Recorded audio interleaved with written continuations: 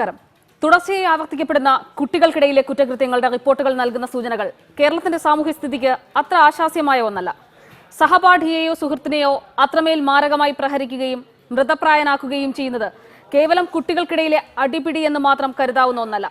കളമശ്ശേരിയിൽ നടന്ന കൗമാരക്കാരുടെ സംഭവത്തിന്റെ നടുക്കം മാറും മുമ്പ് കേരളത്തിൽ കൊല്ലത്ത് നിന്ന് മറ്റൊരു റിപ്പോർട്ട് പുറത്തു വരുന്നു. എന്തുകൊണ്ട് തുടർച്ചയായി ഇത്തരം സംഭവങ്ങൾ ഉണ്ടാകുന്നു? ഈ മണിക്കൂറിൽ ചർച്ച ചെയ്യുന്നത് ഈ വിഷയത്തിന്റെ സാമൂഹിക സാഹചര്യങ്ങളെക്കുറിച്ചാണ്. വി.എസ്. ഹൈദരലി ഉണ്ട് കളമശ്ശേരിയിലെ വിഷയത്തിന്റെ കൂടുതൽ വിശദാംശങ്ങളുമായി. ഹൈദരലി, കളമശ്ശേരിയിൽ നടന്ന വിഷയം, അതിന് തൊട്ടു പിന്നാലെ അതിൽ പ്രതിയാക്കപ്പെട്ട ഒരു കൗമാരക്കാരന്റെ ആത്മഹത്യ, അങ്ങനെ വലിയ രീതിയിൽ ആ വിഷയം ചർച്ച ചെയ്യപ്പെട്ടു. ഇന്നിപ്പോൾ കൊല്ലത്ത് നിന്ന് മറ്റൊരു റിപ്പോർട്ട് വരുന്നു. എന്താണ് കളമശ്ശേരിയിൽ നിലവിലെ സാഹചര്യം? അപർണ, കളമശ്ശേരിയിലെ സംബന്ധിച്ചിടത്തോളം വലിയൊരു സംഭവമായിരുന്നു. അതുമായിട്ട് ബന്ധപ്പെട്ട് 7 സുഹൃത്തുക്കൾ ചേർന്ന് ഒരു കുട്ടിയെ ക്രൂരമായി മർദ്ദിക്കുന്ന വാർത്തയാണ് പുറത്തു വന്നത്. ഇതിനുശേഷം ഈ കുട്ടികളെ പോലീസ് കസ്റ്റഡിയിലെടുക്കുകയും അറസ്റ്റ് ചെയ്യാൻ കഴിയാത്ത ഒരു സാഹചര്യം ഉണ്ടായിരുന്നു. അത് ഒരാൾ മാത്രം പ്രായപൂർത്തിയായ ആളെ അറസ്റ്റ് ചെയ്യുകയും ചെയ്തിരുന്നു. ഇതുമായി ബന്ധപ്പെട്ട് പിന്നീട് പോലീസ് സ്റ്റേഷനിൽ വിളിച്ചു വരുത്തി അതുമായി ബന്ധപ്പെട്ട് വലിയ വിവാദങ്ങളുണ്ടായി. ഇതിനുശേഷം ഒരു കുട്ടി ആത്മഹത്യ ചെയ്തു, മനംനൊന്ത് ആത്മഹത്യ ചെയ്തു. അത് പോലീസിന്റെ ഒരു പീഡനവും ഉൾപ്പെടെയാണ് എന്നാണ് കുടുംബം ഉൾപ്പെടെ ഉള്ളവർ ആരോപിച്ചത്. എന്നാൽ അത് പൂർണ്ണമായി തള്ളുന്ന നിലയിലായിരുന്നു. ഈ കുട്ടികൾക്ക് ഭക്ഷണം വരെ വാങ്ങിക്കൊടുക്കുന്ന ദൃശ്യങ്ങൾ വരെ പോലീസ് CCTV നിന്നും പുറത്തുവിടുകയും അത്ര രീതിക്ക് കുട്ടികളെ സംരക്ഷണം നൽകിയെന്നാണ് പോലീസിന്റെ വാദം നിലനിൽക്കുന്നത്. നിലവിലെ സാഹചര്യത്തിൽ ഇപ്പോൾ ആ മർദ്ദനത്തിനിരയായ കുട്ടി ഇപ്പോഴും ആലുവ താലൂക്ക് ആശുപത്രിയിൽ ചികിത്സയിലാണ്. ഈ കുട്ടിക്ക് വലിയ ഗുരുതരമായ പരിക്കുകൾ സംഭവിച്ചിട്ടുണ്ട്. അദ്ദേഹത്തിന് ഈ കുട്ടിക്ക് മൂത്രമൊഴിക്കാൻ പോലും വയ്യാത്തൊരു അവസ്ഥയുണ്ട് എന്ന് തന്നെയാണ് ഡോക്ടർമാർ ഉൾപ്പെടെ ഉള്ളവർ പറഞ്ഞത്. ഇത് തന്നെയാണ് കഴിഞ്ഞ ദിവസം ഈ കുട്ടിയെ നമ്മൾ നേരിട്ട് കണ്ട് അഭിമുഖം എടുക്കുകയും ചെയ്തിരുന്നു. കുട്ടി ഈ കാര്യങ്ങൾ വ്യക്തമാക്കുകയും ചെയ്തിരുന്നു. അതിലൊരു പ്രധാനപ്പെട്ട ഒരു കാര്യം, ഈ ഗ്ലാസ് കോളനി എന്ന് പറയുന്ന കോളനിയെ സംബന്ധിച്ചിടത്തോളം കഴിഞ്ഞ ദിവസം IG തന്നെ നമ്മളോട് വ്യക്തമാക്കി, അവിടെ ഒരു കഞ്ചാവ് മാഫിയുണ്ട്. ഈ കഞ്ചാവിന്റെ അടിമകളാണ് ഇവിടുത്തെ ഭൂരിഭാഗം കുട്ടികളുമെന്ന് കൊച്ചി സിറ്റി കമ്മീഷൻ തന്നെ നമ്മളെ അറിയിച്ചു. അതുകൊണ്ട് തന്നെ ഈ കോളനി മൊത്തത്തിൽ ഏറ്റെടുക്കുന്ന ഒരു നടപടിയിലേക്ക് പോകാൻ പോലീസ് ഒരുങ്ങിയാണ്. അത് എക്സൈസിന്റെ സഹായത്തോടു കൂടി തന്നെ അത്തരം ഒരു നടപടിയിലേക്ക് പോകും. അങ്ങനെയെങ്കിൽ വലിയൊരു മാറ്റം ആ കുട്ടികൾക്ക് ഉണ്ടാക്കാനുള്ള ഒരു പരിശ്രമം നടത്തുന്നുണ്ട്. ഈ കുട്ടിയെ മർദ്ദിക്കുന്നതും ഇപ്രകാരം തന്നെ ഒരു വിഷയം ഉണ്ടായതാണ്. കഞ്ചാവ് വലിക്കുന്ന ഗ്യാങ്ങിലേക്ക് ഈ കുട്ടി ചെല്ലുകയും ഈ കുട്ടിയുടെ ഫോണും കണ്ണടയും ഉൾപ്പെടെ തട്ടിപ്പറിച്ചു കൊണ്ടുപോവുകയും ചെയ്തു. 3 ദിവസം കൊണ്ടായിരുന്നു ഈ കുട്ടിക്ക് വിദ്യാഭ്യാസത്തിന് വേണ്ടി അമ്മ അധ്വാനിച്ചുണ്ടാക്കിയ പണം കൊണ്ട് മൊബൈൽ വാങ്ങിക്കൊടുക്കുന്നു. ഈ മൊബൈൽ തിരിച്ചു തരണമെങ്കിൽ, കണ്ണട തിരിച്ചു തരണമെങ്കിൽ ഈ സങ്കേതത്തിൽ വരണമെന്ന് പറയുന്നു. അങ്ങനെ ഈ കുട്ടി അവിടെ എത്തുകയും ചെയ്യുന്നു. പിന്നീടാണ് ക്രൂരമായ മർദ്ദനം നടത്തിയത്. എന്നാൽ മർദ്ദിച്ച കുട്ടികൾ പറയുന്നത് ശരി, അത്രമേൽ വലിയ രീതിയിലുള്ള ഒരു ബാക്ക്ഗ്രൗണ്ട് ഉണ്ട്, അതിനൊരു പശ്ചാത്തലം അത്രമേൽ വലിയ രീതിയിൽ തന്നെ കേരളം നടക്കത്തോടു കൂടി തന്നെ ചർച്ച ചെയ്തൊരു വിഷയമാണ്. ഷമീർ ഉണ്ട് കൊല്ലത്ത് നിന്നും. ഷമീർ, കഴിഞ്ഞ ദിവസം കളമശ്ശേരിയിൽ ഉണ്ടായത് സഹപാഠികൾ അല്ലെങ്കിൽ സുഹൃത്തുക്കൾ ഇങ്ങനെ മർദ്ദിച്ച് അവശനാക്കി എന്നതായിരുന്നു. അത് ലഹരിയുമായി ബന്ധപ്പെട്ട് അല്ലെങ്കിൽ ആ ഗ്ലാസ് കോളനിയുമായി ബന്ധപ്പെട്ട് പിന്നീട് വലിയ രീതിയിലുള്ള കഥകൾ പുറത്തു വരികയും ചെയ്തു. ഷമീർ, ഇന്ന് കൊല്ലത്ത് എന്താണ് സംഭവിച്ചത്? അപർണ, കൊല്ലത്ത് കുട്ടികൾ ക്രിക്കറ്റ് കളിക്കിടയിൽ ചിലൊരു വാക്കുതർക്കമുണ്ടായി. ഇതുമായി ബന്ധപ്പെട്ട് ഒരു കുട്ടി മറ്റൊരു കുട്ടിയുമായി ചെറിയ പ്രശ്നങ്ങൾ ഉണ്ടായിരുന്നു. ഇതിനുശേഷം ഇവരുടെ സഹോദരന്മാരെത്തിയാണ് 8ാം ക്ലാസ്സിലും 9ാം ക്ലാസ്സിലും പഠിക്കുന്ന 2 കുട്ടികളെ ക്രൂരമായി മർദ്ദിച്ചത് ദൃശ്യങ്ങൾ പകർത്തുകയും ചെയ്തു. ഇത് ഇവരുടെ കൂട്ടത്തിലുണ്ടായിരുന്ന മറ്റു കുട്ടികളാണ് ഇത്തരത്തിൽ ദൃശ്യങ്ങൾ പകർത്തിയത്. ഈ മർദ്ദനം കഴിഞ്ഞ് 3 ദിവസത്തിന് ശേഷമാണ് ഈ മർദ്ദനത്തിന്റെ ദൃശ്യങ്ങൾ ഈ കുട്ടികൾ തന്നെ സമൂഹ മാധ്യമങ്ങളിൽ പ്രചരിപ്പിച്ചത്. ഇതിനുശേഷമാണ് നമ്മളൊരു അന്വേഷണം നടത്തിയത്. ഇത് എവിടെയാണ് ഈ സംഭവം നടന്നത്? ഇതുമായി ബന്ധപ്പെട്ട് നമ്മൾ 3 പോലീസ് സ്റ്റേഷനുകളിൽ വിളിച്ചു. ഈ സംഭവം നടന്നത് പേരയം കൽക്കുളം, അതായത് കൊല്ലം നഗരത്തിൽ നിന്നും ഏതാണ്ട് ഒരു 10 കിലോമീറ്റർ അകത്തുള്ള ഒരു സ്ഥലം തന്നെയാണ്. എന്നാൽ പോലീസിന് പോലും ഇത്തരത്തിൽ ആദ്യഘട്ടത്തിൽ ഈ ഒരു ദൃശ്യം പ്രചരിച്ചതിൽ ഒരു വ്യക്തത തരാൻ കഴിഞ്ഞില്ല. പിന്നീട് സിറ്റി പോലീസ് കമ്മീഷണറെ ബന്ധപ്പെടുമ്പോഴാണ് ഇതുമായി ബന്ധപ്പെട്ട് ഇത്തരം ഒരു സംഭവം പോലീസിന്റെ ശ്രദ്ധയിൽപ്പെട്ടിട്ടുണ്ടെന്നും ഇത് സമൂഹ മാധ്യമങ്ങളിൽ ഇത്തരം ചിത്രം, ഒരു കുട്ടിയെ ക്രൂരമായി മർദ്ദിക്കുന്ന ചിത്രം പ്രചരിക്കുന്ന വിവരം ലഭിച്ചിട്ടുണ്ട്. ഇത് പേരയം എന്ന സ്ഥലത്താണെന്നാണ് അറിഞ്ഞത്. പിന്നീട് പോലീസ് ആ വീട്ടിലെത്തുമ്പോൾ ആ കുട്ടികളുടെ മാതാപിതാക്കൾ പോലും ഈ സംഭവം അറിയുന്നില്ല. ഇത്തരത്തിൽ ഒരു മർദ്ദനം തന്റെ മകൻ ഏറ്റിട്ടുണ്ട് എന്നൊരു വിവരം അവരറിയുന്നില്ല. പോലീസ് ഈ ദൃശ്യങ്ങൾ കാണിച്ച ശേഷമാണ് വീട്ടുകാർ ഇത്തരത്തിൽ ഒരു മർദ്ദനത്തിന് തങ്ങളുടെ മക്കൾ ഇരയായി എന്ന് അറിയുന്നത്. ഷമീർ, അതിൽ ഒരു ക്ലാരിഫിക്കേഷൻ, ഈ കുട്ടികൾക്ക് ആരോഗ്യനിലയിൽ പ്രത്യേകിച്ച് കുഴപ്പങ്ങളൊന്നും തന്നെ ഇല്ലല്ലോ അല്ലെ? ഒരാളുടെ പരിക്ക് അല്പം ശരീരത്തിൽ നല്ല ക്ഷതമേറ്റിട്ടുണ്ട്. അയാളെ ആശുപത്രിയിൽ പ്രവേശിപ്പിക്കാൻ, ആദ്യത്തെ 9ാം ക്ലാസ്സിൽ പഠിക്കുന്ന കുട്ടി, ആ കുട്ടിയെ ഇപ്പോൾ ആശുപത്രിയിൽ പ്രവേശിപ്പിക്കാൻ പോലീസ് നിർദ്ദേശം നൽകിയിട്ടുണ്ട്. കാരണം ശരീരത്തിന്റെ വിവിധ ഭാഗങ്ങളിൽ ക്ഷതമേറ്റ പാടുകൾ ഉണ്ട്. അതായത് നമ്മൾ ആ ദൃശ്യങ്ങളിൽ കാണുന്നത് പോലെ ആ നിലത്ത് കിടന്ന് തല്ലുവാങ്ങുന്ന ആ കുട്ടിക്കാണ് ശരീരത്തിൽ ക്ഷതമേറ്റിട്ടുള്ളത്. നമ്മളോട് സംസാരിച്ചിരുന്നു ആ കുട്ടിക്കാണ് ക്ഷതമേറ്റിട്ടുള്ളത്. ആ കുട്ടിയെ ആശുപത്രിയിൽ പ്രവേശിപ്പിക്കാൻ പോലീസ് തന്നെ നിർദ്ദേശം നൽകിയിരുന്നു. ആദ്യഘട്ടത്തിൽ ഈ കുട്ടിയുടെ മാതാപിതാക്കൾ ഇത്തരത്തിലൊരു പരാതി നൽകാൻ പോലും തയ്യാറല്ല. കാരണം ഇവരുടെ ഒരു ഭീഷണി ഉണ്ടായിരുന്നു. അതായത് ഇത്തരത്തിൽ വന്ന കുട്ടികൾ, അതായത് 12-13 വയസ്സിനിടയിലുള്ള കുട്ടികളാണ് ഇവരെ മർദ്ദിച്ചിരിക്കുന്നത്. ശരി ഷമീറും ഒപ്പം തന്നെ ഹൈദരലിയുമാണ് വാർത്തയുടെ വിവരങ്ങൾ നൽകുന്നത്. ഈ വിഷയത്തിൽ ചർച്ച പുരോഗമിക്കുകയാണ്. ഈ എന്തുകൊണ്ടാണ് പ്രത്യേകിച്ചും സാധാരണഗതിയിൽ ഒരു അടിപിടി കേസ് എന്ന രീതിയിൽ പലപ്പോഴും കുട്ടികൾക്കിടയിൽ ഉണ്ടാകുന്ന അടിപിടി കേസ് എന്നതിനപ്പുറത്തേക്ക് കുറ്റകൃത്യത്തിന്റെ വ്യാപ്തി കൂടുന്ന ഒരു നിലയുണ്ടാകുന്നു. പ്രത്യേകിച്ചും കളമശ്ശേരിയിൽ, അത് കഴിഞ്ഞപ്പോൾ കൊല്ലത്ത് നിന്ന് വരുന്ന റിപ്പോർട്ടുകളൊന്നും തന്നെ അത്ര സുഖകരമായ ഒന്നല്ല കേരളത്തിന്റെ സാമൂഹ്യ സ്ഥിതിയെ സംബന്ധിച്ചിടത്തോളം. ഡോക്ടർ നിർമ്മല, ചൈൽഡ് സൈക്കോളജിസ്റ്റ്, കളമശ്ശേരിയിൽ മർദ്ദനത്തിനിരയായ കുട്ടിയുടെ അച്ഛൻ, ഒപ്പം തന്നെ അഡ്വക്കേറ്റ് ടി ബി മിനി, അഭിഭാഷക എന്നിവരാണ് ഇപ്പോൾ ചർച്ചയിൽ പങ്കുചേരുന്നത്. ആദ്യം കളമശ്ശേരിയിൽ മർദ്ദനത്തിനിരയായ കുട്ടിയുടെ അച്ഛനിലേക്ക് പോയതിനു ശേഷം ചർച്ചയിലേക്ക് വിശദമായി മടങ്ങിയെത്താമെന്ന് കരുതുന്നു. മകൻ എന്താണ് സംഭവിച്ചത്? ഈ കോളനിയുമായി ബന്ധപ്പെട്ട് എന്തിനാണ് ഈ കുട്ടിയെ മർദ്ദിച്ചതെന്നാണ് ഇപ്പോൾ താങ്കൾ എങ്ങനെയാണ് മനസ്സിലാക്കിയിരിക്കുന്നത്? എന്നോട് പറഞ്ഞതനുസരിച്ച് ഒരു തെറ്റിദ്ധാരണയുടെ പുറത്താണ് ഈ മർദ്ദനം നടന്നിരിക്കുന്നത്. എൻ്റെ മകൻ അവർ കഞ്ചാവ് വലിക്കുന്നത് കണ്ടു എന്ന് അവരുടെ പെങ്ങള് കൊച്ചിനോട് പറഞ്ഞു എന്ന ഒരു തെറ്റിദ്ധാരണയിലാണ് ഈ മർദ്ദനം മുഴുവൻ നടന്നത്. അവൻ ആ കൊച്ചിനോട് പറഞ്ഞിട്ടുമില്ല, അവനറിയാം, എന്നാലും അവൻ ആ കൊച്ചിനോട് പറഞ്ഞില്ല. പറഞ്ഞു എന്ന് പറഞ്ഞാണ് മർദ്ദിച്ചത്. അതായത് അവരൊരു തെറ്റിദ്ധാരണയുടെ പുറത്ത് സംഭവിച്ചേക്കുന്നതാണ്. ഈ കുട്ടിക്ക് കേൾക്കാം, അവിടെ ഈ ഒരു കഞ്ചാവ് മാഫിയ, പ്രത്യേകിച്ചും ആ ഒരു കോളനിയിൽ ഒരു കഞ്ചാവ് മാഫിയയുടെ വലിയ രീതിയിലുള്ള പ്രവർത്തനം നടക്കുന്നു എന്നൊരു റിപ്പോർട്ട് ഇപ്പോൾ പോലീസിന്റെ ഭാഗത്ത് നിന്ന് പുറത്തു വരുന്നുണ്ട്. അങ്ങനെ ഏതെങ്കിലും തരത്തിൽ അച്ഛനക്കാരെ അറിയുമോ? അവിടെ പലവരും കഞ്ചാവ് വലിക്കാറുണ്ട് എന്നറിയാമെന്നല്ലാതെ നമ്മളിത് ഉപയോഗിക്കാത്ത കാരണം നമുക്ക് അതിനെ കുറിച്ച് അറിയില്ല. ഈ കുട്ടികൾ, പ്രത്യേകിച്ചും ഇപ്പോൾ മകനെ മർദ്ദിച്ച കുട്ടികൾ, അങ്ങനെ ഏതെങ്കിലും തരത്തിൽ എന്തെങ്കിലുമൊക്കെ ആക്ടിവിറ്റീസ് നടത്തിയിരുന്നു എന്ന് പറഞ്ഞിട്ടുണ്ടോ? മകൻ പറഞ്ഞിട്ടുണ്ടോ?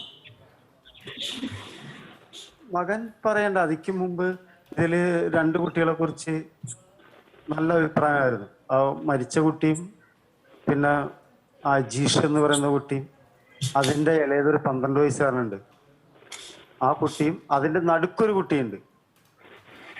ആ കുട്ടി അവരുടെ വീട്ടില് അവരുടെ അപ്പൂപ്പൻ കഞ്ചാവ് വലിക്കണാണ്. അത് കണ്ട് ആ പിള്ളേര് പഠിച്ച് ആ പിള്ളേര് മറ്റുള്ള പിള്ളേരിലേക്ക് സ്പ്ലിറ്റ് ചെയ്തു. അവർക്ക് അത് കൂടാതെ നമ്മൾ ഞങ്ങളുടെ ഏരിയയിൽ തന്നെ ഒരു 2 പിള്ളേരെ തിരുവനന്തപുരത്ത് അറസ്റ്റ് ചെയ്തായിരുന്നു കഞ്ചാവായിട്ട്. നിലവിൽ ഒരു കഞ്ചാവ് മാഫിയ ആ കോളനിയെ ചുറ്റിപ്പറ്റി ഉണ്ട്. എത്ര പേരുണ്ട് ഈ കോളനിയിൽ? എത്ര പേരുണ്ട്? എത്ര കുടുംബങ്ങളാണ് ഈ കോളനിയിലുള്ളത്? കോളനിയിൽ 1000 കുടുംബത്ത് വരും.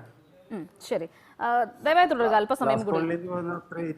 ശരി, ഡോക്ടർ നിർമ്മല, ഇപ്പോൾ നമ്മൾ പറയും സാധാരണഗതിയിൽ കുട്ടികൾക്കിടയിൽ വഴക്കുണ്ടാകുക, തല്ലുപിടുത്തം ഉണ്ടാവുക, ഇതൊക്കെ സാധാരണയല്ലേ, അതൊക്കെ സ്വാഭാവികമല്ലേ എന്ന് പറയാറുണ്ട്. പക്ഷേ അല്ല, അങ്ങനെയല്ല കാര്യങ്ങൾ എന്നാണോ നമുക്ക് ഈ സംഭവങ്ങൾ പുറത്തു വരുമ്പോൾ മനസ്സിലാകുന്നത്? കുഞ്ഞുങ്ങൾക്ക് നമ്മൾ ചെറുതിലെ തന്നെ ഇങ്ങനത്തെ സംഭവം വരുമ്പോൾ നമുക്ക് ഭയങ്കര പ്രയാസം തോന്നും, അതൊരു കാര്യം. പക്ഷെ അതിനോടൊപ്പം തന്നെ കുഞ്ഞുങ്ങൾക്ക് എവിടെയാണിപ്പോ അച്ഛൻ പറഞ്ഞു കഞ്ചാവ് വലിക്കുന്നുണ്ട്, അപ്പൊ നമ്മുടെ മക്കൾ എവിടെയൊക്കെ പോകുന്നു, ആരൊക്കെ ആയിട്ടാണ് കൂട്ടുകെട്ട് എന്നുള്ളതിന്റെ ഒരു ധാരണ നമുക്ക് ഉണ്ടാവണം. മാത്രമല്ല, നമ്മൾ വൈകുന്നേരം ഇപ്പൊ അച്ഛനും അമ്മയും ജോലി ഉണ്ടാവും, അത് കഴിഞ്ഞ് വീട്ടിലെത്തുമ്പോ എല്ലാവരും കൂടിയിരുന്ന് ആഹാരം കഴിക്കുമ്പോൾ തന്നെയും എല്ലാവരും കൂടിയിരുന്ന ഒരു സംസാരം വേണം. അപ്പോഴേ സ്വന്തം മക്കളെ നമ്മൾക്കിപ്പോ ഒരു സൈക്കോളജിസ്റ്റിന്റെ ആവശ്യം തന്നെ ഇല്ല.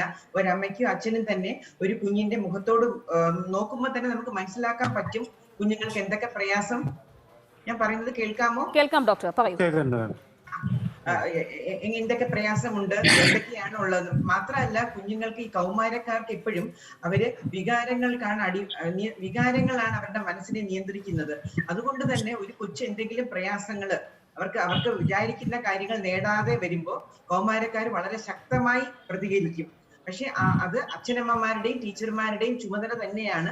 നമ്മൾ പഠനത്തോടൊപ്പം തന്നെ വികാരങ്ങളെ നമ്മൾ എങ്ങനെയാണ് നിയന്ത്രിക്കേണ്ടത്, തനിക്ക് കിട്ടാതെ വരുമ്പോഴോ സാധിക്കാതെ വരുന്നൊരു കാര്യങ്ങളെല്ലാം കായിക ബലം കൊണ്ട് നേടുക എന്ന് പറയുന്നത് ശരിയായ കാര്യമല്ല. അപ്പൊ ചെറുപ്പത്തിലെ തന്നെ കുഞ്ഞുങ്ങൾ അരുതാത്തത് കാണിക്കുമ്പോൾ നിയന്ത്രിക്കണം. തക്കതായ അച്ചടക്ക നടപടികൾ വീട്ടിൽ നിന്നും സ്കൂളിൽ നിന്നും എടുക്കണം. നോക്കൂ ഡോക്ടർ നിർമ്മല ഇടപെടുന്നതിൽ ക്ഷമിക്കണം. അതായത് നോക്കൂ, ഇപ്പോൾ ഈ 2 ക്രൈംസ് ഇപ്പോൾ നമ്മുടെ മുന്നിൽ ഇപ്പോൾ പുതുതായി വന്നിരിക്കുന്ന ഈ 2 ക്രൈംസ് ആണല്ലോ. ഈ 2 ക്രൈമിലും ഈ കുട്ടികളുടെ പ്രായം എന്ന് പറയുന്നത് 15 വയസ്സാണ്, അല്ലെങ്കിൽ 15, 16, 17 വയസ്സുള്ള കുട്ടികളാണ് ഇതിൽ ക്രൈമിന്റെ ഭാഗമായി മാറിയിരിക്കുന്നത്. അതായത് 18 വയസ്സിൽ താഴെയുള്ളവരെ നമ്മൾ ജുവനൈൽസ് എന്ന് തന്നെയാണ് പറയുക. പക്ഷെ അങ്ങനെ അല്ല കാര്യങ്ങൾ. ഈ കുട്ടികളുടെ ഒരു മാനസിക നില അല്ലെങ്കിൽ അവരുടെ ഒരു സ്വഭാവ രൂപീകരണ സമയത്തൊക്കെ തന്നെ ഇവരൊരു ക്രിമിനൽ മെന്റാലിറ്റിയിലേക്ക് മാറുന്നു. വളരെ ഖേദകരമായി അല്ലെങ്കിൽ വളരെ ദുഃഖത്തോടു കൂടി പറയേണ്ട ഒരു സാഹചര്യമാണത്. 10 വർഷം മുമ്പുള്ള സാമൂഹ്യ സാഹചര്യത്തിൽ നിന്ന് കേരളം വല്ലാതെ വ്യതിചലിച്ചോ ഡോക്ടർ നിർമ്മല? 10 വർഷത്തെ സാഹചര്യം അല്ല ഇപ്പോഴത്തെ കുട്ടികൾക്ക്. അതിനേക്കാൾ ഇപ്പോൾ കുഞ്ഞുങ്ങള് ടിവിയും കമ്പ്യൂട്ടറും എല്ലാ മാധ്യമങ്ങളുമായിട്ട് വളരെയേറെ ഇടപെട്ട് വളർന്ന കുഞ്ഞുങ്ങളാണ്. അപ്പൊ അവർക്ക് ഈ ടി വി കാണുന്നതും കമ്പ്യൂട്ടറിൽ കാണുന്നതും സിനിമകളിൽ കാണുന്നതും ഉള്ളതെല്ലാം അനുകരിക്കാനുള്ള ഒരു ടെൻഡൻസി വളരെയധികം കൂടുതലാണ്. പിന്നെ ഇപ്പോഴും അച്ഛനും അമ്മയും കൂടുതൽ ജോലിക്ക് പോകുന്നവരാണ്. പണ്ടത്തെക്കാളും വീട്ടിൽ ആരും കാണാറില്ല. അപ്പൊ അവർക്ക് ഇഷ്ടമുള്ള കാര്യങ്ങൾ ചെയ്യാനുള്ള സാഹചര്യങ്ങൾ പണ്ടത്തെക്കാളും കൂടുതലാണ്. മാത്രമല്ല അക്രമാസക്തമായ കാർട്ടൂണുകള് എല്ലാം കാണുമ്പോൾ കുഞ്ഞു പ്രായത്തിൽ തന്നെയാണെങ്കിലും അടിച്ചമർത്തുന്ന കാര്യങ്ങളാണ് അവർ കൂടുതൽ കാണുന്നത്. അതുകൊണ്ട് തന്നെയാണ് നമ്മൾ എപ്പോഴും പറയാറുള്ളത്, മനഃശാസ്ത്രജ്ഞര് കൂടുതൽ സമയം ടി വി കാണില്ല. കണ്ണ് ചീത്തയാവുന്ന മാത്രമല്ല, മനസ്സാണ് മലീമസമാകുന്നത്. അതായത് ഇപ്പൊ നമ്മൾ എന്താണോ കണ്ടുവരുന്നത് അത് തന്നെ പ്രാവർത്തികമാക്കാനുള്ള ഒരു ടെൻഡൻസി കുട്ടികളിൽ വളരെ കൂടുതലാണ്. പിന്നെ ചെറുപ്രായത്തിൽ ഇങ്ങനത്തെ കുസൃതികളോ ഒരാളെ ആക്രമിക്കുമ്പോഴോ കാണുമ്പോഴോ നല്ലതുപോലെ നിയന്ത്രിക്കുന്നതിന് പകരം അതിനെ പ്രോത്സാഹജനകരമായ ചില കമന്റുകൾ, എന്റെ കുട്ടി അത് ചെയ്തു എന്ന് രീതിയിൽ പറയുന്നത് നല്ലതല്ല. ശരി ഡോക്ടർ നിർമ്മല, വരാം അതിന്റെ ഒരു വശത്തിലേക്ക് മടങ്ങിയെത്താം. അഡ്വക്കേറ്റ് ടി ബി മിനി കൂടിയുണ്ട്. അഡ്വക്കേറ്റ് ടി ബി മിനി, താങ്കൾക്ക് വളരെ വ്യക്തമായി അറിയുന്ന ഒരു പ്രദേശമാണല്ലോ ഈ കളമശ്ശേരിയിൽ ഉണ്ടായ സംഭവം നടന്ന സ്ഥലം. ഈ സാമൂഹിക പശ്ചാത്തലം പലപ്പോഴും ഇങ്ങനെയുള്ള കുറ്റകൃത്യങ്ങൾക്ക് ആക്കം കൂട്ടുന്നുണ്ടോ അഡ്വക്കേറ്റ് ടി ബി മിനി? നമുക്ക് എന്ത് ചെയ്യാൻ കഴിയും? അല്ല പറഞ്ഞ യഥാർത്ഥത്തില് ഇപ്പോ ഈ സാമൂഹ്യ പശ്ചാത്തലം എന്ന് പറഞ്ഞാലേ വളരെ പ്രധാനമായി അറിയേണ്ട ഒരു കാര്യം, കേരളത്തിന്റെ എല്ലാ മേഖലകളിലും ടീനേജ് പിള്ളേരെ മുഴുവൻ സ്വാധീനിക്കത്തക്ക വിധത്തിൽ മയക്കുമരുന്നിന്റെ ഉപയോഗം വലിയ രീതിയിൽ വ്യാപിച്ചിരിക്കുകയാണ്. ഇതൊന്നും ഒരു ഗൗരവമായ രീതിയിൽ ഒരു ഭരണകൂടവും കണക്കാക്കുന്നില്ല. നമ്മൾ വല്ലപ്പോഴും ഒരു പരിപാടി മയക്കുമരുന്നിനെതിരായിട്ട് ചെയ്തത് കൊണ്ടൊന്നും പരിഹരിക്കുന്ന ഒരു കാര്യമല്ല ഇത്. ഈ മയക്കുമരുന്ന് ബിസിനസ് നടത്തുന്ന ലോബികൾ എന്ന് പറയുന്നത് വളരെ വലിയ ലോബികളാണ്. ഇപ്പൊ മയക്കുമരുന്ന് ഉപയോഗിച്ചാലും കൈവശം വെച്ചാലും നേരത്തെ വലിയ രീതിയിലുള്ള പനിഷ്മെന്റ് ഉണ്ടായിരുന്നു, ജാമ്യം കിട്ടില്ലായിരുന്നു, അങ്ങനെയുള്ള കാര്യങ്ങൾ ഉണ്ടായിരുന്നു. അതൊക്കെ നിയമത്തിൽ ഭേദഗതി വരുത്തി കഴിഞ്ഞിരിക്കുക. ഇപ്പൊ നിങ്ങൾ മയക്കുമരുന്ന് കുട്ടികൾ ഉപയോഗിച്ചാല് അല്ലെങ്കിൽ അവര് കാരിയേഴ്സ് ആയാലും അല്ലെങ്കിൽ ഒരു വിൽപ്പനക്കാരായാല് അതിനുള്ള ശിക്ഷ എന്ന് പറയുന്നത് ഫൈൻ മാത്രമാണ്. അപ്പൊ ഫൈൻ വരുന്ന സമയത്ത് മയക്കുമരുന്നിന്റെ കച്ചവടം നടത്തുന്ന ആളുകൾ ആ ഫൈൻ വന്ന് അടച്ചിട്ട് പോകും. അപ്പൊ വലിയ രീതിയിൽ പല തരത്തിലുള്ള മയക്കുമരുന്നുകളാണ് സൊസൈറ്റിയിൽ വിറ്റുകൊണ്ടിരിക്കുന്നത്. എന്ന് പറഞ്ഞാൽ നമ്മളാരും അറിയില്ല, വീട്ടുകാർക്ക് അറിയാൻ പറ്റില്ല. ഒരു ചെറിയ ഒരു എന്താ പറയാ സ്റ്റിക്കർ പോലത്തെ ഒരു സാധനമാണ് വെക്കുന്നത് ചില ആളുകൾ. അപ്പൊ അത് ഇവര് ഉപയോഗിക്കണം. അപ്പൊ ഇവർക്ക് ബോധമോ അത് പെട്ടെന്ന് ലഹരി പെട്ടെന്ന് സ്വീകരിക്കുന്നത് ഈ ടീനേജ് പിള്ളേരെയാണല്ലോ. ആ നിലയിൽ യാതൊരു തരത്തിലുള്ള ബോധവും അവർക്കില്ല. അവര് അമ്മേനും പെങ്ങളും തിരിച്ചറിയില്ല, അനിയനും ചേട്ടനെയും തിരിച്ചറിയില്ല. അത്തരത്തില് അവരെ കൺട്രോൾ ചെയ്യണത് വേറെ ഒരു സംവിധാനമാണ്. അല്ല നോക്കൂ അഡ്വക്കേറ്റ് ടി ബി മിനി, ഇപ്പോൾ താങ്കൾ പറഞ്ഞ പോയിന്റിലേക്ക് തന്നെ വന്നാൽ അഡ്വക്കേറ്റ് ടി ബി മിനി, ശരിയാണ്, ഈ ലഹരി ഉപയോഗം അത് വളരെ ഈസിലി അവൈലബിൾ ആകുന്നു എന്നുള്ളതല്ലേ? പ്രത്യേകിച്ചും നമുക്ക് പണ്ട് കഞ്ചാവ് എന്ന് പറയുന്ന സാധനം തന്നെ കിട്ടുക എന്ന് പറഞ്ഞാൽ എത്രത്തോളം വലിയൊരു ടാസ്ക് ആയിരുന്നു എന്ന് നമുക്കറിയാം. പക്ഷെ ഇപ്പോൾ അങ്ങനെയല്ല. ഇത് ഈസിലി ഇപ്പോൾ വളരെ വീര്യം കൂടിയ ലഹരി മരുന്നുകളാണെങ്കിൽ തന്നെയും കൗമാരക്കാർക്കിടയിൽ ലഭ്യമാകാൻ, അല്ലെങ്കിൽ കുട്ടികൾക്കിടയിൽ, സ്കൂൾ കുട്ടികൾക്കിടയിൽ ഇടയ്ക്കൊരു റിപ്പോർട്ട് തന്നെ വന്നിരുന്നല്ലോ പോലീസിന്റെ ഭാഗത്ത് നിന്നും, സ്കൂൾ കുട്ടികൾക്കിടയിലുള്ള ലഹരി ഉപയോഗത്തിന്റെ അളവ് കൂടുന്നു. ഇതെങ്ങനെയാണ് ഈസിലി അവൈലബിൾ ആകുന്നത് ടി ബി മിനി? ഇത് ഇപ്പൊ ഞാനൊരു വളരെ ഇതായിട്ടുള്ള ഒരു കാര്യം പറയാം. ഒരു ബിനീഷ് കുടിയേരി എന്ന ഒരാളിപ്പോ അകത്താം. അപ്പൊ അയാളുടെ സാമൂഹ്യ ബന്ധങ്ങൾ എന്തായിരുന്നു? അത്തരത്തിലുള്ള ആളുകളെ ഉപയോഗിച്ചിട്ടാണ് മയക്കുമരുന്ന് ലോബി യഥാർത്ഥത്തിൽ ഈ കാര്യങ്ങൾ സൊസൈറ്റി ചെയ്യുന്നത്. ഇത് ഒരു ചെറിയ ഒരു കാര്യമായിട്ട് നമ്മൾ കാണരുത്. സംഘടനാ ബന്ധങ്ങൾ അടക്കം ഉപയോഗിച്ചുകൊണ്ട് ഇപ്പൊ പല ആളുകൾ, ഞാൻ ചില ആളുകളുടെ കാര്യം, ഈ യുവജന സംഘടനകളുടെ ലീഡർഷിപ്പിൽ ഇരിക്കുന്ന ആളുകൾ, അവര് ഒക്കെ ഇതിന്റെ പ്രചാരകരായി മാറുന്ന കാഴ്ച ഞാൻ എന്റെ കണ്ണിൽ കണ്ടിട്ടുണ്ട്. എനിക്ക് വ്യക്തമായി ഒരാളെ അറിയാമെങ്കിൽ പേരൊന്നും ഞാൻ പറയണില്ല ഇപ്പൊ. പക്ഷെ അത് നിങ്ങളൊന്നും ആലോചിച്ച് നോക്കൂ, യുവജന സംഘടനകൾക്ക് പൈസ വേണം, അവരുടെ നിലനിൽപ്പിന് ഓരോ പ്രദേശത്തെയും പ്രവർത്തനങ്ങൾക്കൊക്കെ പൈസ വേണം. പക്ഷെ അത് ഈ ആളുകൾ ലീഡർഷിപ്പിലേക്ക് വരുമ്പോ അവര് എന്തുമാത്രം. ശരി, അഡ്വക്കേറ്റ് ടി. വി. മിനി, താങ്കളിലേക്ക് ഞാൻ മടങ്ങിയെത്താം. താങ്കളുടെ ഇന്റർനെറ്റ് കണക്ഷനിൽ ചെറിയൊരു സാങ്കേതിക തടസ്സം അനുഭവപ്പെടുന്നുണ്ട്. ഡോക്ടർ നിർമ്മലയിലേക്ക് പോവുകയാണെങ്കിൽ, ഡോക്ടർ നിർമ്മല ഇപ്പോൾ അഡ്വക്കേറ്റ് ടി. വി. മിനി ചൂണ്ടിക്കാണിച്ചതുപോലെ ലഹരി ഉപയോഗം അത് പണ്ടത്തെ പോലെ അല്ല. ഇപ്പോൾ വീര്യം കൂടിയ ലഹരി മരുന്നുകൾ പോലും ലഭ്യമാകുന്നു കുട്ടികൾക്ക്, സ്കൂൾ കുട്ടികൾക്ക്. 10th +1 ഒക്കെ പഠിക്കുന്ന കുട്ടികൾ വളരെ വലിയ രീതിയിൽ തന്നെ അതിന് അടിമപ്പെടുന്ന ഒരു സാഹചര്യമുണ്ട്. ഡോക്ടർ നിർമ്മല, താങ്കൾക്ക് വളരെ പേഴ്സണലായി തന്നെ പലപ്പോഴും ചിലപ്പോൾ ഇത്തരത്തിലുള്ള അനുഭവങ്ങൾ ഉണ്ടാകുമായിരിക്കില്ലേ? ഇങ്ങനെ ലഹരിക്ക് അടിമപ്പെട്ട് താങ്കളുടെ അടുത്തെത്തിയിട്ടുള്ള കുട്ടികൾ ഉണ്ടാകില്ലേ?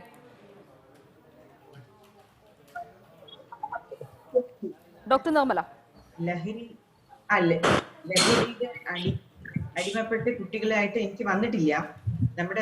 നമ്മൾ ചെറുതിലെ തന്നെ കുട്ടികൾക്ക് അതിനുള്ള അവയർനെസ് നമ്മുടെ സ്കൂളിൽ കൊടുക്കാറുണ്ട്. പിന്നെ ഞാൻ പറയുന്നത്, ഇപ്പൊ ഇങ്ങനത്തെ ലഹരി അടിമപ്പെട്ട് വരുന്ന കുഞ്ഞുങ്ങൾക്ക് നമുക്ക് പ്രത്യേക ട്രീറ്റ്മെന്റ് കൊടുക്കാനുള്ള സംവിധാനങ്ങളുണ്ട്. പക്ഷേ നമ്മുടെ ഇപ്പൊ നേരത്തെ സൂചിപ്പിച്ചതുപോലെ ഈ പ്രദേശത്ത് ഇങ്ങനത്തെ ലഹരി മരുന്ന് വിൽപ്പന ഉണ്ടെന്നുണ്ടെങ്കിൽ അപ്പൊ നമ്മളുടെ ഇപ്പൊ ഇലക്ഷൻ വരുമല്ലോ, ഇലക്ഷൻ വരുമ്പോൾ നമ്മൾ ഓരോ വീടാന്തരം കയറിയല്ലേ നമ്മൾ വോട്ട് ചെയ്യുന്നത്. അതുപോലെ തന്നെ ഈ സാമൂഹ്യ പ്രൈമറി ഹെൽത്ത് സെന്റേഴ്സിന് എനിക്ക് പറഞ്ഞിരുന്നാൽ എന്റെ നിർദ്ദേശം, പ്രൈമറി ഹെൽത്ത് സെന്ററിൽ നമ്മൾ ചുമതല കൊടുത്ത് ആ പ്രദേശത്തുള്ള വീടുകൾ സന്ദർശിച്ച് ഇങ്ങനത്തെയുള്ള പ്രയാസങ്ങൾ അനുഭവപ്പെടുന്ന വീടുകൾ, ഉപയോഗിക്കുന്ന കുട്ടികൾ, ആൾക്കാര് അവരുടെ ലിസ്റ്റ് സ്വീകരിച്ച് നമ്മൾ അവരെ ട്രീറ്റ്മെന്റിന് കൊണ്ടുപോവേണ്ടതാണ്. അല്ലാതെ അവരായിട്ട് ട്രീറ്റ്മെന്റിലേക്ക് വരില്ല, കാരണം അവർക്ക് അതിന് അടിമപ്പെട്ടു പോയി. പക്ഷെ അതൊരു വലിയ ടാസ്ക് ആയിരിക്കുമല്ലോ. സ്വാഭാവികമായും നമുക്ക് എത്രത്തോളം ഐഡന്റിഫൈ ചെയ്യാൻ കഴിയും? അങ്ങനെയുള്ള കുറെ അധികം ടാസ്ക് ഉണ്ടല്ലോ ഡോക്ടർ നിർമ്മല. അതായത് ലഹരി ഉപയോഗം വളരെ സീക്രട്ടൈസ് തന്നെ, അല്ലെങ്കിൽ വളരെയധികം രഹസ്യ സ്വഭാവം സൂക്ഷിച്ചുകൊണ്ട് തന്നെ ആയിരിക്കുമല്ലോ ലഹരി ഉപയോഗമൊക്കെ നടക്കുക. അത് നമ്മൾ പലപ്പോഴും ഇങ്ങനെ ഇത്ര ഗ്രാം കഞ്ചാവ് പിടികൂടി ഇങ്ങനെയൊക്കെ ഉണ്ടല്ലോ. ഉണ്ട്. എങ്ങനെയാണെങ്കിലും ലഹരി ഉപയോഗം വളരെ സീക്രട്ട് ആയിരിക്കും. പക്ഷെ അതില് അടിമപ്പെടുന്നവരുടെ ബിഹേവിയർ, പെരുമാറ്റ രീതി, അത് ആർക്കും ഒളിച്ചു വെക്കാൻ പറ്റുന്നതല്ല. ഒരാളുടെ ഒരു വീട്ടിലെ മക്കളും അച്ഛനും അമ്മയും താമസിക്കുന്ന കുടുംബത്തില് ഓരോ വ്യക്തിക്കും അവരവരുടെ സ്വഭാവത്തിൽ വരുന്ന അപ്പൊ ഞാൻ ഉദ്ദേശിച്ച് വന്നത് എന്തെന്ന് പറഞ്ഞാൽ, പ്രൈമറി ഹെൽത്ത് സെന്റർ വീട്ടിൽ വരുമ്പോൾ നിങ്ങളുടെ കുട്ടിക്ക് എന്തൊക്കെ സ്വഭാവ വ്യതിയാനങ്ങൾ വരുന്നുണ്ട്, ശാരീരിക മാറ്റങ്ങൾ, ശ്രദ്ധയില്ലായ്മ, ഉറക്കക്കുറവ്, ഒന്നിലും താല്പര്യമില്ലായ്മ, ഒരിടത്ത് തന്നെ കുറെ നേരം ഇരിക്കുക, ഒന്നിലും ശ്രദ്ധയില്ല, സ്നേഹമില്ല, വികാരമില്ലായ്മ, അങ്ങനെ പല പല സ്വഭാവ വൈകല്യങ്ങൾ പ്രകടിപ്പിക്കും. ആ പ്രകടനങ്ങള് പണ്ടൊക്കെ അച്ഛനും അമ്മയും ആണെന്നുണ്ടെങ്കിൽ ഒരു കുഞ്ഞിന്റെയും ഭാര്യ ഭർത്താവിന്റെ എല്ലാം ചെറിയ ചെറിയ മാറ്റങ്ങളെ പോലും നമ്മൾ വളരെയധികം നിരീക്ഷിക്കും. ഇപ്പൊ കണ്ടുവരുന്നത് അവരൊന്നും അതിന്റെ കാര്യമല്ല, അവർ ജോലി ചെയ്തു വരുന്നു. കൂടുതൽ ശ്രദ്ധ ഇങ്ങനെയുള്ള സ്വഭാവ വ്യതിയാനങ്ങൾക്ക് കൽപ്പിക്കാത്തത് കൊണ്ടാണ് ഇങ്ങനെ വരുന്നത്. മാത്രമല്ല, നമ്മൾ കൂടുതൽ ശ്രദ്ധിക്കുകയാണെങ്കിൽ, സംസാരിക്കുകയാണെങ്കിൽ, ആഹാരം കഴിക്കുമ്പോഴെങ്കിലും രാത്രി നേരത്തെ ഒരുമിച്ച് വന്നിരുന്ന് സംസാരിക്കുകയാണെങ്കിൽ എന്താണ് ഒരു മാറ്റം, അങ്ങനെയുള്ള കാര്യങ്ങൾ ചർച്ച ചെയ്യുമ്പോൾ നമ്മൾക്ക് ഒന്നുമില്ലെങ്കിൽ ആ വീട്ടിലെ ആൾക്കാർക്കെങ്കിലും അറിയാൻ പറ്റും. ശരി ഡോക്ടർ നിർമ്മല, ഞാൻ മടങ്ങിയെത്താം താങ്കളിലേക്ക്, അല്പസമയത്തിനകം തന്നെ മടങ്ങിയെത്താം. എനിക്ക് ഇപ്പോൾ കളമശ്ശേരിയിൽ മർദ്ദനമേറ്റ കുട്ടിയുടെ അച്ഛനിലേക്ക് കൂടി പോയതിനു ശേഷം, ഈ മകനെ ഇപ്പോൾ മർദ്ദിച്ചതിൽ ഒരു കുട്ടി, അല്ലെങ്കിൽ പ്രതിയാക്കപ്പെട്ടതിൽ ഒരു കുട്ടി ആത്മഹത്യ ചെയ്തു. അതിനുശേഷം എങ്ങനെയാണ് ഈ കോളനിയിലുള്ളവരുടെ ഒരു പ്രതികരണം എങ്ങനെയാണ്? മാഡം, ഞാൻ കോളനിക്ക് അങ്ങനെ പോയിട്ടില്ല. ഞാൻ ആശുപത്രിയിൽ നിന്ന് വീട്ടിൽ പോയി, ഇന്ന് രാവിലെ പോയി കുളി കഴിഞ്ഞ് വന്നു. 2 ദിവസം കൂടുമ്പോൾ വീട്ടിൽ പോകും, കുളിക്ക് പോരും. അവിടുത്തെ പ്രതികരണം അറിയാനായിട്ട് ഞാൻ അവിടെ നിന്നിട്ടില്ല. പിന്നെ അവിടെ കഴിഞ്ഞ ദിവസം ഈ മയക്കുമരുന്നിനെതിരെ ഡിവൈഎഫ്ഐ പ്രവർത്തകർ മെഴുകുതിരി കത്തിച്ച് സത്യപ്രതിജ്ഞ ചെയ്തായിരുന്നു ഇന്നലെ. ശരി, ഇപ്പൊ ഇന്ന് എല്ലാവരും സംയുക്തമായിട്ട് എന്തോ ഒരു പ്രകടനം നടത്തുന്നുണ്ടെന്നാണ് ഞാൻ അറിഞ്ഞത്. എന്താണെന്ന് എനിക്ക് കറക്റ്റ് അറിയില്ല. അങ്ങനെ ഒരു സംഭവം കേട്ട് അവിടെ ആവുന്നതും യുവാക്കള് ഇതിനെതിരാണ്, മയക്കുമരുന്നിനും അവിടുത്തെ 90% യുവാക്കൾ ഇതിനെതിരാണ്. പക്ഷേ ഈ ചെറിയ കുട്ടികളിൽ ഇങ്ങനെ സംഭവിക്കുന്നതിലാണ് എല്ലാവർക്കും വിഷമം. ഒരു 15-17 വയസ്സിന് താഴെയുള്ള കുട്ടികളിലാണ് ഇത് സംഭവിക്കുന്നത്. അത് സംഭവിക്കുന്നതെന്ന് പറഞ്ഞാൽ നേരത്തെ നിർമ്മല മാഡം പറഞ്ഞ പോലെ തന്നെ അച്ഛനും അമ്മയും ജോലിക്ക് പോകും, വൈകുന്നേരം വരും, കുട്ടികളായിട്ട് വീട്ടിലിരുന്ന് ചർച്ച ചെയ്യുകയോ സംസാരിക്കുകയോ അങ്ങനെ ഇല്ലാത്തൊരു ശീലമുള്ള കുടുംബങ്ങളിലെ പിള്ളേരാണ് ഇങ്ങനെ കൂടുതലും വഴി തെറ്റിയേക്കുന്നത്. അത് നാം പറഞ്ഞത് കറക്റ്റാണ്. അല്ല, ഇപ്പോൾ ഈ കുട്ടി മരിച്ചല്ലോ, ഈ ഒരു കുട്ടി ആത്മഹത്യ ചെയ്തല്ലോ, അതിൽ ഇപ്പോൾ മകൻ അറിഞ്ഞിട്ടുണ്ടോ? ആ കുട്ടി ആത്മഹത്യ ചെയ്ത വിവരം മകൻ അറിഞ്ഞിട്ടുണ്ടോ? ഇല്ല, ഞാൻ അറിയിച്ചിട്ടില്ല. അത് നിലവില് മാനസികമായിട്ടും ശാരീരികമായിട്ടും തളർന്നിരിക്കുകയാണ്. ഞാൻ അവനെ കുറേശ്ശെ റിക്കവർ ചെയ്ത് വന്നോളൂ. അതുകൊണ്ട് ഞാൻ അറിയിച്ചിട്ടില്ല. കാരണം ഇപ്പോഴും അവൻ സംസാരിക്കുമ്പോ അവന്റെ കൂട്ടുകാര് എന്ന് പറഞ്ഞാണ് സംസാരിക്കണം. അത് നിങ്ങൾ മാധ്യമത്തിലൂടെ കേട്ടിട്ടുണ്ടാവുമല്ലോ. റിപ്പോർട്ട് ചാനലിൽ നിന്ന് വന്നപ്പോഴും എല്ലാ ചാനലിൽ നിന്ന് വന്നപ്പോഴും അവൻ സംസാരിച്ചേക്കുന്നത് അങ്ങനെ തന്നെയാണ്. എന്റെ കൂട്ടുകാരി, ആ കൂട്ടുകാരെന്നുള്ളൊരു കൺസെപ്റ്റും ഒരു സോഫ്റ്റ് കോർണർ അവൻ അതിനകത്ത് കൊടുക്കുന്നുണ്ട്. അപ്പൊ അവനോട് ഞാൻ പോയി ഇത് പറഞ്ഞാൽ ചിലപ്പോൾ അക്സെപ്റ്റ് ചെയ്യാൻ പറ്റില്ലായിരുന്നു. ഇപ്പോഴത്തെ കുറച്ചും കൂടി മാനസികാവസ്ഥ മാറും. അതാണ് ഞാൻ അറിയിച്ചിട്ടില്ല. ഞാനിപ്പോ കുറേശ്ശെയായിട്ട് ഓരോ കാര്യങ്ങൾ പറഞ്ഞു. ഇപ്പോഴാണ് കൊച്ചു പറയുന്നത്, ശരിക്കും അവര് തല്ലിക്കൊണ്ടിരുന്നപ്പോ അവര് പറഞ്ഞു, ഇവിടെ കിടന്ന് കരയോ ഒച്ചയൊക്കെ ചെയ്താ ഞങ്ങൾ 3 പേര് ഇവിടുന്ന് പോകും, വീട്ടില് നിന്റെ അമ്മാമ്മ മാത്രം കിടന്നുറങ്ങണത്, അച്ഛനും അമ്മയും ആരുമില്ല, ഞങ്ങൾക്കൊരു തലയണ മാത്രം മതി, അവരെ കൊന്നിട്ട് ഞങ്ങൾ പോരും.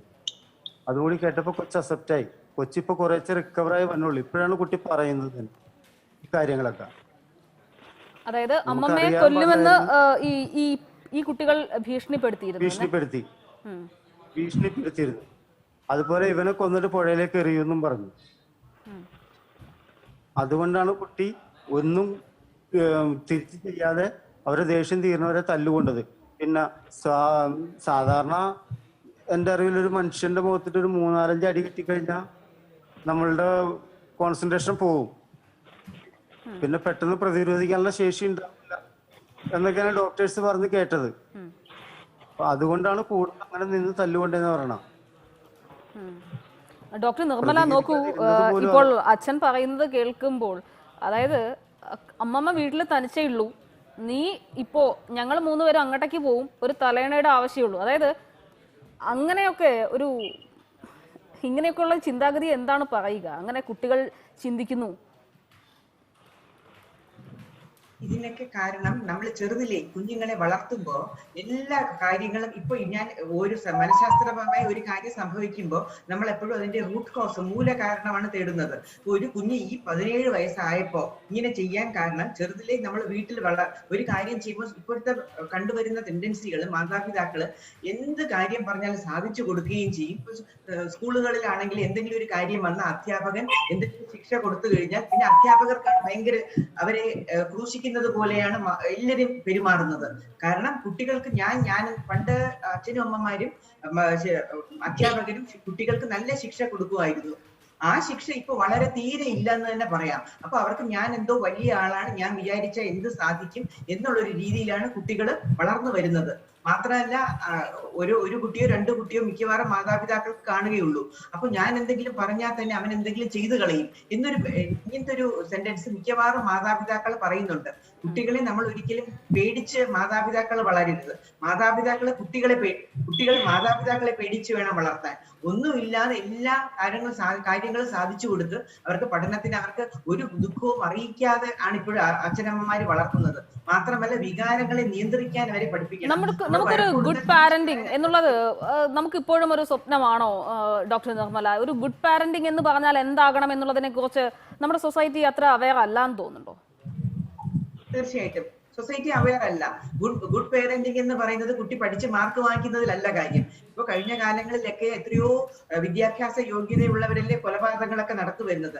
അവർക്ക് കുഞ്ഞുങ്ങളെ ഇതിൽ ഞാൻ വേറൊരു പോംവഴി പറഞ്ഞു തരാം. അപ്പൊ അവിടെ ഇങ്ങനത്തെ പ്രവർത്തനങ്ങൾ വരും, കൂട്ടായ ഒരു പ്രവർത്തനം. ഇപ്പോ കൃഷി കൊടുക്കാം കുട്ടികൾക്ക്, അങ്ങനെ എന്തെങ്കിലും ഒരു കൂട്ടായ ഒരു ഗെയിംസ്. ഇപ്പൊ ഇതായതുകൊണ്ട് നമുക്ക് ഗെയിം കൊടുക്കാൻ പറ്റുന്നില്ല. അങ്ങനെയുള്ള ചില പ്രവർത്തനങ്ങൾ അലസമായ മനസ്സാണ് ചെകുത്താന്റെ താവളം. അതുപോലെ കുഞ്ഞുങ്ങൾക്ക് കൂടുതൽ പഠിത്തം മാത്രമല്ല അല്ലാത്ത പ്രവർത്തനങ്ങൾ കൊടുക്കുകയില്ല. അച്ഛൻ പണിക്ക് പോകുന്നു, അമ്മയ്ക്ക് പോകുന്നു, അത് കൂടുതൽ സഹായിക്കാം. അങ്ങനെയുള്ള പ്രവൃത്തികൾ വീട്ടുകളിലേക്കുള്ള പ്രവർത്തനങ്ങൾ കൊടുക്കുകയാണെങ്കിൽ, പങ്കാളികളാക്കുകയാണെങ്കിൽ കുഞ്ഞുങ്ങൾക്ക് ശാരീരികമായും മാനസികമായിട്ടും തന്നെ കുറച്ച് ഒരു ഉല്ലാസം വരും.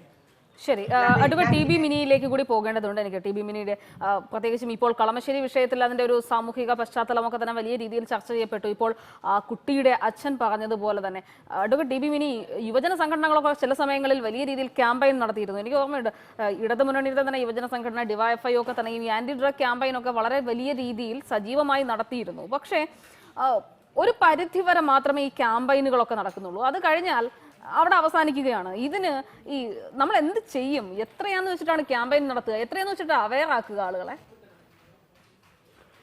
ഇത് ഏതെങ്കിലും ഒരു ഇന്നത്തെ സ്റ്റേജിൽ യുവജന പ്രസ്ഥാനങ്ങൾക്ക് മാത്രമായിട്ട് ഈ കാര്യങ്ങൾ കൈകാര്യം ചെയ്യാൻ പറ്റില്ല. അല്ലെങ്കിൽ വിദ്യാർത്ഥി പ്രസ്ഥാനങ്ങൾക്കോ അല്ലെങ്കിൽ രാഷ്ട്രീയ പാർട്ടികൾക്കോ പറ്റില്ല. ഇത് തീരുമാനമെടുക്കേണ്ടത് ഭരണകൂടം, സർക്കാർ കൃത്യമായിട്ട് തീരുമാനമെടുത്ത് അതായത് ഇതിലൊക്കെ ഒരു കോൺസ്പിറസി ഉണ്ട് അപർണ. ഇത് സിനിമയിൽ കാണുന്ന പോലെ ഒന്നും മാത്രമല്ല ഇതിന്റെ കാര്യങ്ങൾ. ഇത് കൃത്യമായി ഭരണകൂടത്തിലിരിക്കുന്ന ആളുകളും ഈ ഇത്തരം മാഫിയകളും തമ്മിലുള്ള ഒരു ബന്ധമുണ്ട്. അങ്ങനെയല്ലാതെ ഇത്ര ഈസി ആയിട്ട് ഈ കാര്യങ്ങൾ ഇവിടെ നടക്കില്ല.